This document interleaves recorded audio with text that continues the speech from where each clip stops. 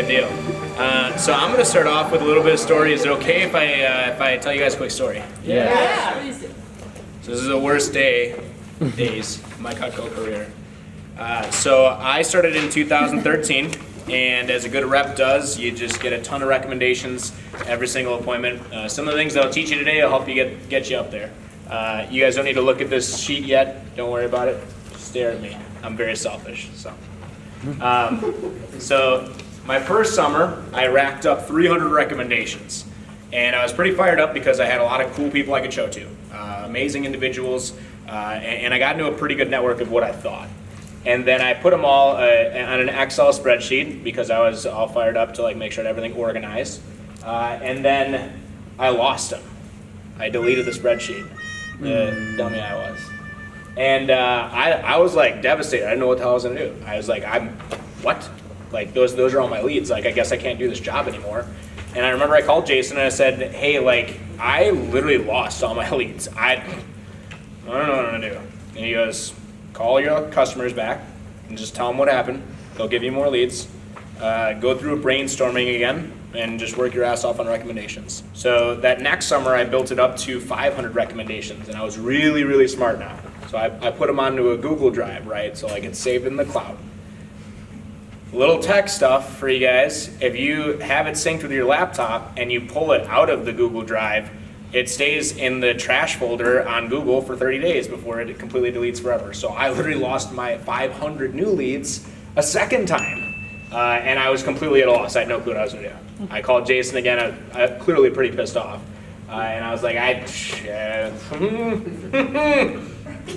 need leads. And he's like, I don't have any for you. You have them.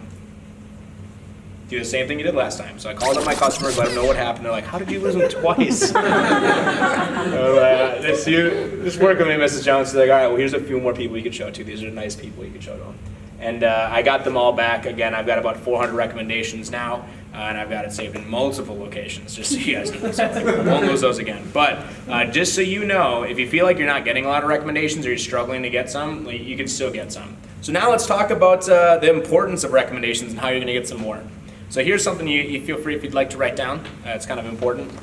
Is communication. If you've taken a communication class, maybe you've seen something like this before. This is the generally accepted stats of how communication breaks down. Is that 7% of it is what you say, 23% of communication is how you say it, so your tonality, your pitch, and your pace, and then 70% of that is nonverbal. So that's me making hand gestures, jumping up and down, walking back and forth, all my nonverbals going on. 70% of communication is really that, which is crazy. So imagine you're doing a virtual demo and you're just on the phone with them. Understand that you lose 70% of your communication. You have to sound great on the phone. The beautiful thing about Cutco is we already take care of the 7%, what you gotta say. It's pretty friggin' simple. We just write a script for you and you read it. That's all you gotta do. And it works really well. But what you wanna do is get so good at that you can focus on how you say it and your nonverbals as well. So keep it super simple, guys. If you don't have your recommendation approach, memorize it. That's step one. That's all I can say. People come to me and they're like, well, how do I get more recommendations? And I go, well, what's your recommend approach? And they go, vomit. Nothing comes out. It sucks. You have to have it memorized, period. Don't overthink it. It's actually way easier than you might think it is. So, hey, Mrs. Jones, how'd you like my demo? Great, go ahead and pull out your cell phone. There's one more very important part. Here's where you really help me out. So I get paid every time I show Cutco, but I can only show it to people I personally recommend it to. So what I need you to do while I'm cleaning up is jot down 10 to 15 people that might be nice enough to help me out. I'm not looking for people who you think would buy, just nice people like you who might be willing to take a look. Here's a pen and paper, jot down as many as you can. Thank you so much. I really appreciate it. And you shouldn't have, it should just roll off the tongue, because when you can do that, now you're not worried about, am I gonna get recommendations? You know how when you rap a song the whole way through and you feel like, wow, I am the SHIT? That's what it feels like when you nail the recommendation approach, because Mrs. Jones just starts writing. You know when you did a really good job at it because she has zero objections for you. The next thing you wanna do is you need to ask with confidence.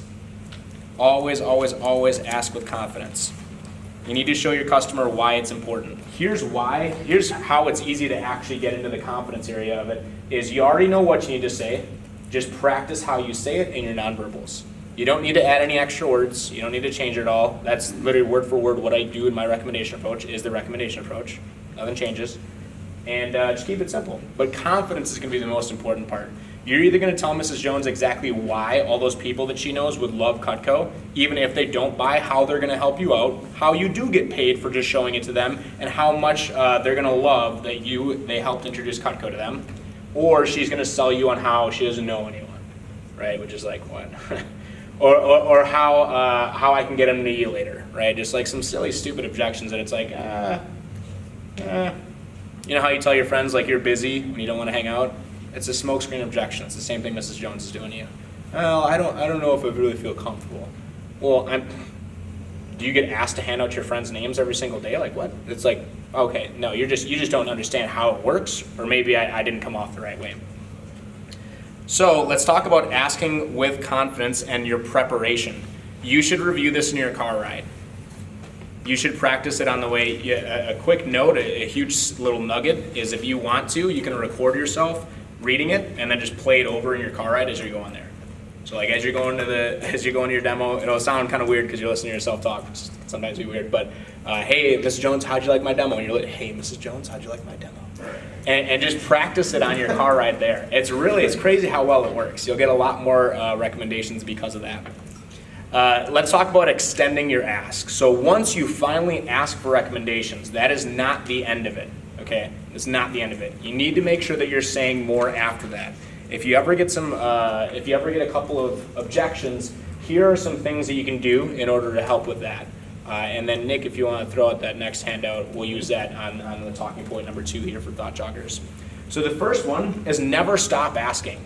I always just keep asking Mrs. Jones, even if it's like throughout the demo, like you can take a few notes when she's talking about her cousins and her brothers and her neighbors, blah, blah, blah. All these people that she has in her life, cool, well that's another one I could do, that's another one I could do. Hey, what's your brother's phone number? You seem like a really nice person I could show to. Who do you know who loves to cook?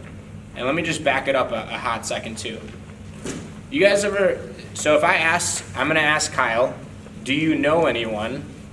What could Kyle say to do you know anyone that?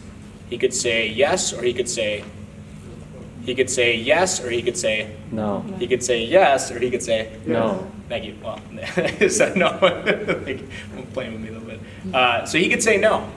But Kyle, I want you to say no right after I ask you this question. You ready? Who do you know who likes to cook? No. Doesn't make any sense, right? It's like, no. Like you can't ask who do you know and they're like, no. Like it doesn't work. So always ask who do you know. It also gets them thinking a little bit, right? So if I asked, hey, do you know anyone? They can just immediately put up that wall and go, nope, don't know anyone. Thanks for asking me a really simple question. But if you ask them, who do you know? It gets you thinking a little bit. And by the way, the number one thing that Mrs. Jones gets stuck on is she's like, oh, these are people who are going to spend $1,200 on knives. No, these are just people that freaking eat. That's all I need. Like, you don't know who's going to buy Cutco. Has anyone showed Cutco to someone and was surprised by how much they bought? Thank you, right? And Mrs. Jones is sitting there like, whoa, she might have $1,200 to spend on this stuff, but I don't know if there's other people. Like, no one really knows. It all depends on their own value. They'll make the decision. So I want to get Mrs. Jones' mind off of who's going to buy and onto all these other questions, because then she's going to start writing and give me some more people. So let's say she's written down like 2, 3 people, and then we ask, if you do one more time, Kelsey, who do you know who? Loves to cook. Awesome. Hey, Mrs. Jones, who do you know who loves to cook? Second one, Ashley? Who do you know who loves to bake? Who do you know who loves to bake? These are all, by the way, from the manual. Some of them I tweaked a little bit to like what I like to say, but these are all like the main objections that you get with recommendations. Know how to handle those and just spew them out like you're spitting some fire at Mrs. Jones. As soon as you rattle it off without missing a beat and you look them dead in the eye confidently, shake your head and smile, she's gonna go, all right, yeah. Well, Jody across the street would be awesome. I think she'd be a good person. And then when they get the husband in there and they start fighting, you guys ever had that where they think it's like a funny game? They're like, oh, put Jody on the list. Yeah, that'd be funny. Like, give him that person. Yeah, that'll be a good one. I love when that happens because I know I'm getting 15. They're going back and forth, back and forth, back and forth. And then I throw in, who do you know who likes to cook? You know, like while I'm cleaning up their stuff. Hey, who do you know who is a business major? And they give you more and more and more. So just remember that it's really easy. Confidence is the most important part. Know your script. That's the most important part. Know your stuff, and you'll be fine. You'll get tons more recommendations Hopefully that helped. My name is Dustin. Bye.